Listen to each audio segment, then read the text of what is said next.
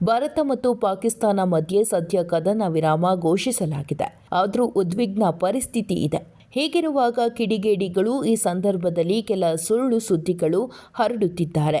ಇದೀಗ ಬೆಳಗಾವಿಯ ಸೊಸೆ ಕರ್ನಲ್ ಸೋಫಿಯಾ ಖುರೇಷಿ ಕುರಿತು ಸುಳ್ಳು ಸುದ್ದಿಯೊಂದು ವೈರಲ್ ಆಗಿದೆ.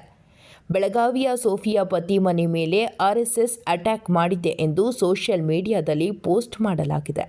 ಆದರೆ ಇದು ಸಂಪೂರ್ಣ ಸುಳ್ಳು ಸುದ್ದಿ ಎಂದು ಎಸ್ಪಿ ಭೀಮಶಂಕರ್ ಗುಳೇದ್ ಸ್ಪಷ್ಟನೆ ನೀಡಿದ್ದಾರೆ. ಬೆಳಗಾವಿ ಜಿಲ್ಲೆಯ ಗೋಕಾಕ್ ತಾಲೂಕಿನ ಕೊಣ್ಣೂರು ಗ್ರಾಮದಲ್ಲಿ ಕರ್ನಲ್ ಸೋಫಿಯಾ ಖುರೇಷಿ ಅವರ ಪತಿ ತಾಜುದ್ದೀನ್ ಮನೆ ಇದೆ.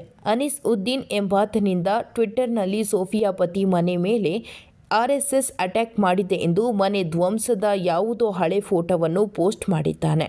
ಗೋಕಾಕ ಸಿಪಿಐ ಸುರೇಶ್ ಆರ್ಬಿ ಅವರು ಕೊಣ್ಣೂರ ಗ್ರಾಮಕ್ಕೆ ಭೇಟಿ ನೀಡಿ ಪರಿಶೀಲನೆ ನಡೆಸಿದ್ದಾರೆ. ಬಳಿಕ ಸೋಫಿಯಾ ಪತಿ ಕರ್ನಲ್ ತಾಜುದ್ದೀನ್ ಬಾಗೇವಾಡಿ ಅವರ ಮನೆ ಮೇಲೆ ಯಾವುದೇ ಅಟ್ಯಾಕ್ ಆಗಿಲ್ಲ ಎಂದು ಸ್ಪಷ್ಟಪಡಿಸಿದ್ದಾರೆ. ಆದರೂ ಸುರಕ್ಷತಾ ಕ್ರಮವಾಗಿ ಸೋಫಿಯಾ ಅವರ ಮನೆಗೆ ಗೋಕಾಕ ಪೊಲೀಸರು ರಕ್ಷಣೆ ಒದಗಿಸಿದ್ದಾರೆ.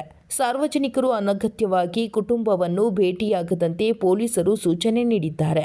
ಇತ್ತ ಪೊಲೀಸರ ಗಮನಕ್ಕೆ ಬರುತ್ತಿದ್ದಂತೆ ಅನೀಸ್ ಉದ್ದೀನ್ ಸುಳ್ಳು ಸುದ್ದಿ ಪೋಸ್ಟ್ ಡಿಲೀಟ್ ಮಾಡಿದ್ದಾನೆ. ಸದ್ಯ ಪೊಲೀಸರು ಅನೀಸ್ ಉದ್ದೀನ್ ಪತ್ತೆಗೆ ಬಲೆ ಬೀಸಿದ್ದಾರೆ. ಜೊತೆಗೆ ಸುಳ್ಳು ಸುದ್ದಿ ಪೋಸ್ಟ್ ಕೂಡ ಡಿಲೀಟ್ ಮಾಡಲಾಗಿದೆ. ಸುಳ್ಳು ಸುದ್ದಿ ನಂಬದಂತೆ ಎಸ್ಪಿ ಭೀಮಶಂಕರ್ ಗುಳೇದ್ ಮನವಿ ಮಾಡಿದ್ದಾರೆ.